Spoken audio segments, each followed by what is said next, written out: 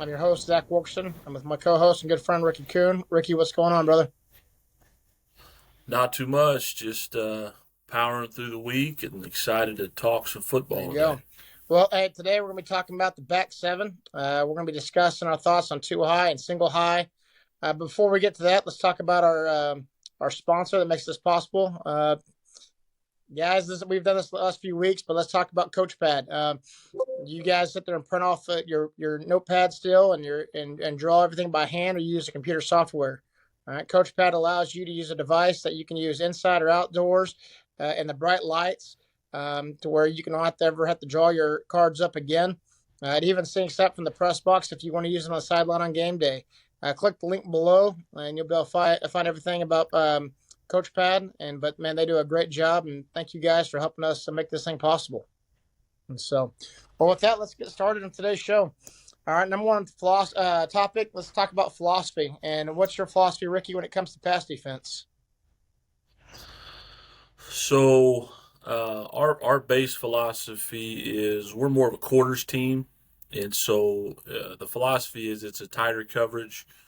We play a read quarters, and so we feel like we're always in the right coverage. We're not, or it's a pattern match coverage, and so we're not necessarily spot dropping and doing those things. We're matching routes and keeps it tight, and we also feel like it gives us a good chance to stop the run. And so it's essentially we are a man football team. Cover four once they go verticals, man to man, and so we're kind of a man based team. With obviously we've adopted some zone stuff in situations, but we're going to try to keep it tight and make offenses beat us by trying to go over the Yep. top. Yep. Well, for us, our philosophy here is, I'm a low risk, high reward guy. I don't take a whole lot of chances as far as cover zero and those things go. So for us, our philosophy on this is there's no such thing as a Superman coverage. We're going to run coverages 1, 2, 3, and 4. And we're going to make sure we have, but we're going to hang our hat on something we're going to hang our hat on Tampa 2 and cover 3. That's what we're going to do majority of the time. But we're going to mix in cover 1 and cover 4 as well. Our guys need to understand that everything has a strength and everything has a weakness. And that one call is going to stop everything the offense throws at us. And so for us, I feel like we have to do a good job of mixing things up and playing to what our guys can do and what they can execute at a high level. And so, for us, we've probably been a little bit more of a zone team lately, especially with the Tampa 2 stuff. And it's really been based upon what we have. We've got some safeties that have a lot of range, and we've got some corners that aren't afraid to stick out their nose up there and stop the run. And so it's been really good for us. And so, and that changes year to year. That's the funny thing, depending on the guys that you have. If you're more of man corners and you play more man scheme. And so I don't think there's one right or wrong answer. But yeah, that's so for us, we're going to make sure our goal is to make the offense drive the ball. And if they beat us, make them beat us with a long drive. We try to eliminate the big play out of the picture. And if a team goes 14 plays and scores, so be it. But we don't think they can do that over and over again.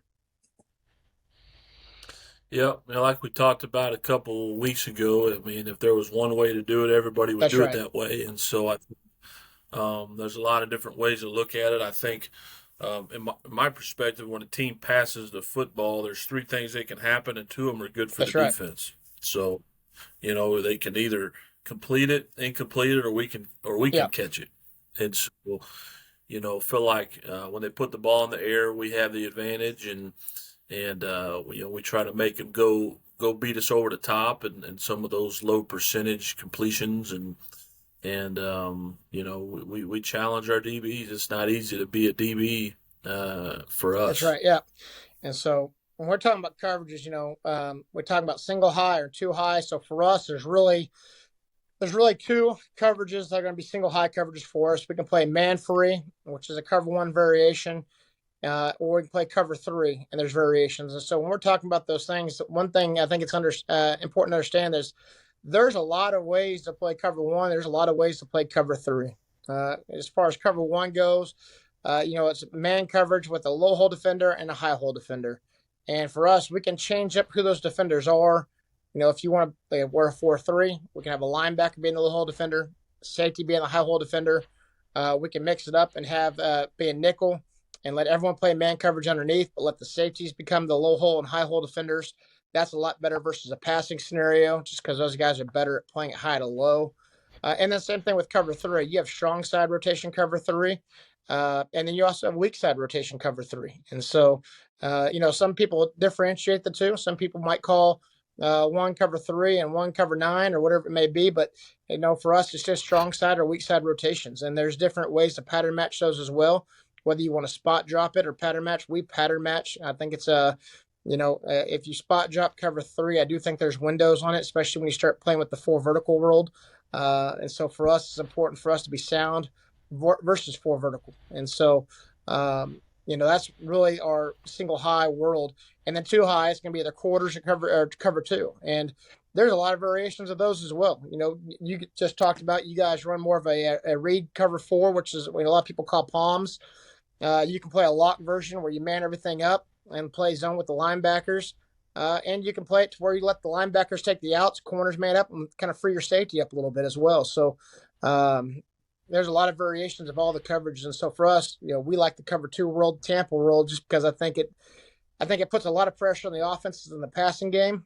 It makes the quarterbacks, I think, have tighter windows. But you got to be able to stop the run out of it. So if you can't stop the run out of cover two, you can't play a lot of cover two. And if you can, you can. So that's kind of the world we're living in, and kind of why we do certain things as far as that goes. Yeah, like I said, the cover four piece is our base day one stuff, but obviously we have some change ups, and our one high change up is the cover three. We call it three match. It's the pattern match cover three that you guys probably kind of do, and so because there are some times when we want to give our maybe our corners a break and put a guy on the post and make them beat us doing something else and let our pass rushers go get it and those kind of things. And so, but like you said, at the end of the day, it's got to be good against the run and the pass and first and second down especially. And so we're very multiple, but we like keeping it tight. Gotcha. Well, let's talk about disguise. How important is disguise for you? And how when do you use it? Yeah, so this is seems like a yearly debate. We talk about all the time about wanting to disguise things, and what we try to do in disguise is make everything that we can look like our base stuff. So for us, we're basing that at cover four, and so if we can make our one high stuff look like cover four, and then it ends up being one high, and then if we're in one high, can we make it look like one high and then play cover four? So how can you make them think you're in something else? Obviously, one thing that we talk about is don't disguise your life away. There have been times when we have probably overdone the disguise piece, and I do believe that if a quarterback knows what you're in, he does have an advantage. But at the same time, unless he's a high level player, I think sometimes we give those guys a little too much credit, in my I agree opinion. with you on that. It's definitely about who you're playing. For us, our biggest coaching points for our back seven is we want to have active alignments, but we're telling those safeties hide the one on ones. That's the biggest thing we want to do is don't let the quarterback know pre snap where the easy one on one is, because if they know where the one on one is, say even if you're blitzing, you can blitz you can bring everybody on the field, but the quarterback knows where the one on one is. The blitz is not going to get there. He's going to go 3-step fade or whatever it may be, and take his chances versus their players. So for us, I think the biggest thing we want to get accomplished is just making sure the quarterback has to go through a progression after the snap, not before the snap. I think that helps us a lot. And the same thing if there's not a one on one and you're playing a cover two shell to that guy and you're going to protect that guy, you can disguise and make the quarterback think there is a one on one. That way, on the snap, you have a chance to get over the top, and now you have a chance for him to possibly throw into coverage. And that's kind of what you want to get out of it. Now, I do think you can overdo things. You got to be careful, and I think you got to coach your guys up. A big thing for us is common sense isn't so common, so we have to teach our guys common sense rules of when they can or can't do certain things. and that's through film study, and that's through scouting report and game plan and all those things. Yeah, no doubt. It's definitely important if you're going to play high level defense. They can't know what you're in every snap, and so disguising is very important. And you just got to learn to be smart with Yeah. it. Uh, we just talked about you always said your guys are a little bit more of a man type team than a zone team. Do you like press or you like off coverage with the corners? So we do both. I think again, who are you playing? If it's a receiver that we don't feel like handles press very well, then we're going to press them and make them get off of it. Those kind of things. If it's a guy that we think we might have trouble covering, we're not going to give him any extra space versus us, so we're going to press him. And the situation dictates if it's 3rd and 12, we're not going to press. If it's 3rd and 3, we are going to press. And so for us, we press, we play off, and we press bail, and so we have a lot of different types of ways to do it. And so we, in our program, you definitely are going to press a good amount, but we are Yeah. multiple with it. And I think that is important. You got to give your cornerbacks a toolbox that they can work from. Um, I like press, and I like the illusion of press. I think that's important for, especially when talking about pre-snap. If you can at least show the illusion of press that you're going to be up there, I think it takes away a lot of the short options for the quarterback, to where maybe they're not throwing that spot screen or that hitch or speed out or whatever it may be. And you can change it up where you're working a bell technique or you're working a catch technique or whatever it may be, or you are pressing. Um, I think the biggest coaching points on press is making sure you're staying patient at the line of scrimmage. I think a lot of things what press guys get into is you open the gate and turn to a foot race. It's not always the fastest corners that make the best press corners. It's the guys with the best technique. Um, and for us, we always talk about H2O with our guys. That's just staying. You want to stay for 2 seconds. You want to stay at the line of scrimmage square, and you can keep your feet active, but you don't want to give ground. The reason we do that is because we have the advantage. The receiver has to run around us. All right, so if we can make him run around our body, then we have a chance to get hands on that guy and get on the hip and do the things that we need to do. Compared to if we open the gate or if we just have poor leverage on the receiver to where he has an easy release. Those guys, they want it to be a foot race. They want their speed versus your speed and see if they can't just make it a race. And so when it comes to press, it's important to use your hands and to be patient at the line of scrimmage.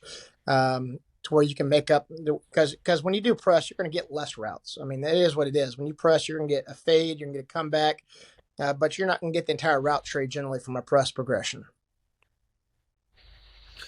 Well, I think one of the most common things, especially young players do in press, like you said, they open the gate and they turn it into a foot race, and that's not good for us because they know the route they're That's running right. and we don't, and so that now their timing isn't disrupted, and now they can complete a ball pretty easy. When you press, I think even if you get beat, at least you've just disrupted timing and allowed pressure to get there and those things. And so I think we talk about staying square and using your length and making them release outside of you, outside of the frame of your body, and don't give them that easy way out. But it takes a lot of work and patience for those guys to get that Well, done. let's talk about kind of how we game plan as far as scenarios go, and does that change your thought process of what coverages you run? So, the different scenarios at hand, your first and second down defense compared to your third and extra long, third and medium, third and short defense, or even red Yeah. zone or coming out defense. So how does scenario affect how you call coverages in a game? Everything the way I do it, it's all based off of situations. Everything we do is based on situations. Obviously, from week to week, that's going to be different because different teams have different philosophies on first and second down, mixed downs. We're going to, we're going to stop the run. We're going to play tighter coverage unless we get into some type of a second down where we think they're going to throw it. But we're gonna try to, one thing that I've started to do a little more is take some more chances on that first and second down and try to get a negative yardage play.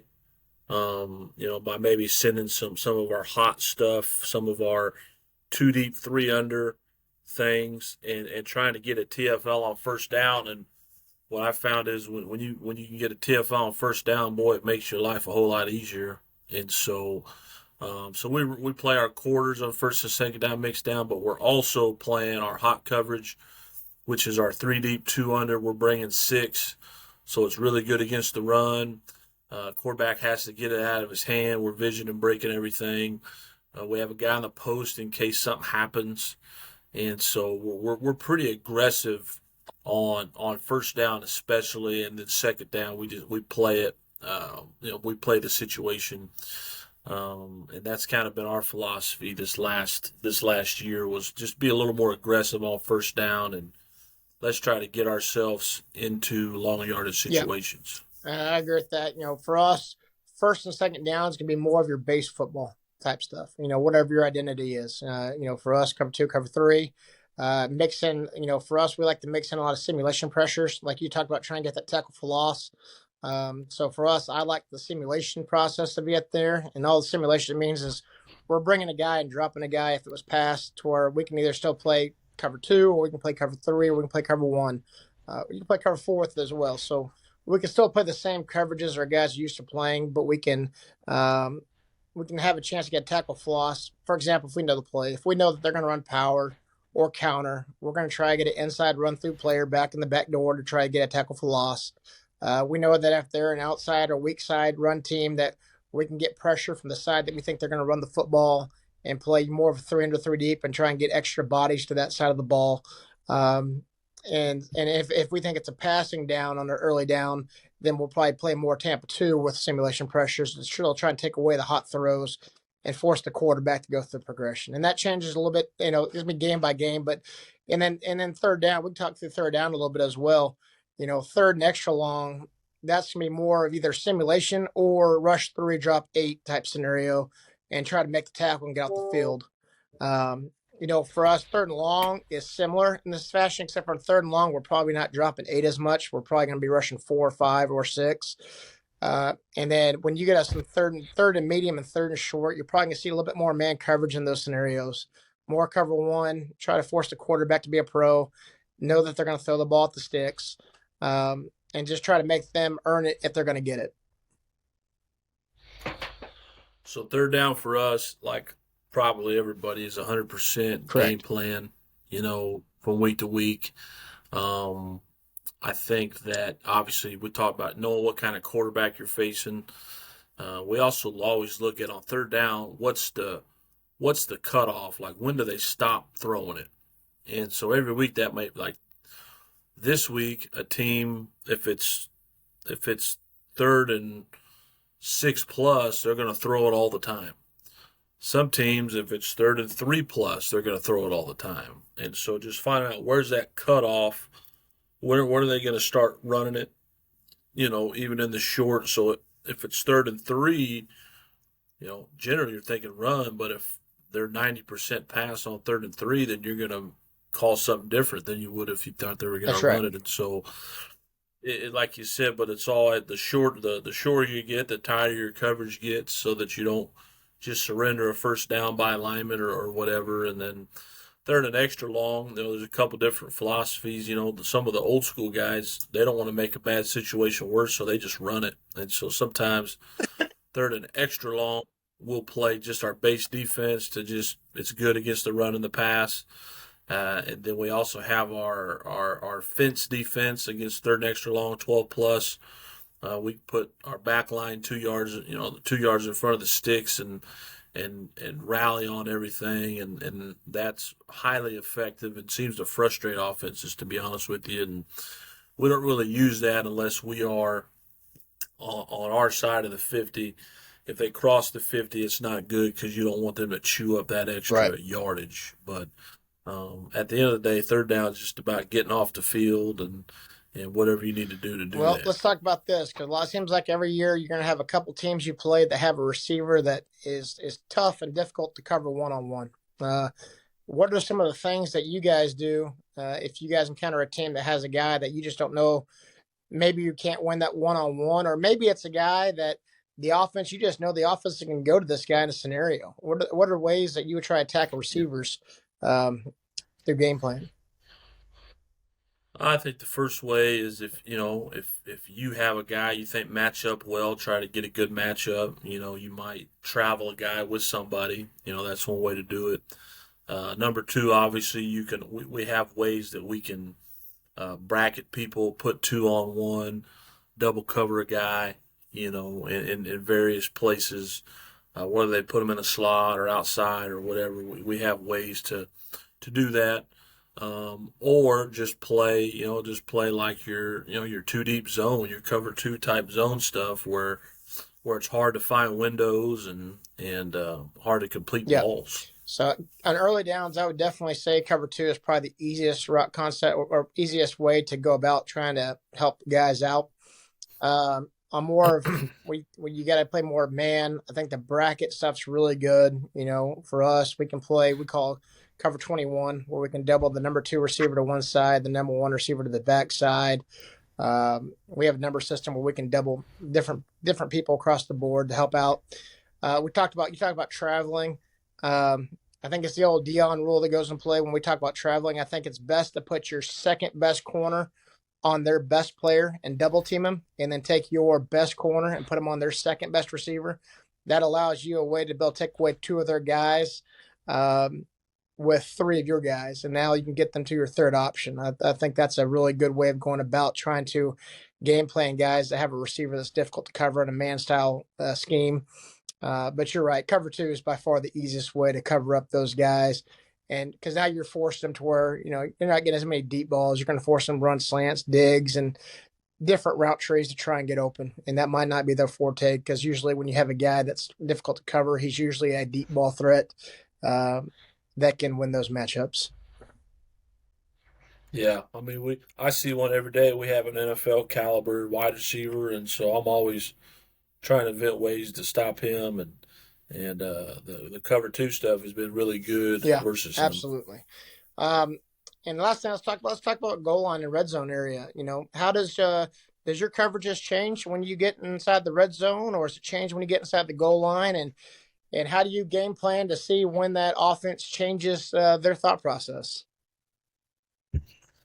Yeah, so again, once the field shrinks, then your coverage tightens. Obviously, the only thing that we do, we pretty much play our coverages once we get inside the 14-yard line. We don't play as much of the true cover three stuff. It's just a little bit too seamy, so we kind of have a cutoff. Once we pass about the 14-yard line, we're not going to play our three match stuff anymore. It's going to be all man or quarters or hot, and so once we get in a low red zone, our hot coverages, which is our three deep two under, we're going to make a tag that basically says, "Hey, we're in the low red zone, so when we make a certain call, the corners are going to overplay the fade. The post player is not a true post player. He's just going to go to the post if the play extends because we're Yeah, bringing six." And so we really like that in the low red zone on the inside the 10, and that's been good for us. And you don't have to line up to a lot of on cover four. You got to line up to these formations. You got to handle these motions, all these things. When you play hot with the three deep two under, you just line up and play. Everything's vision to break off the quarterback, and so that low red zone tag for us has been really valuable. And everything else, we just play the same stuff. We just right. tighten it up a little Yeah, bit. and similar for us.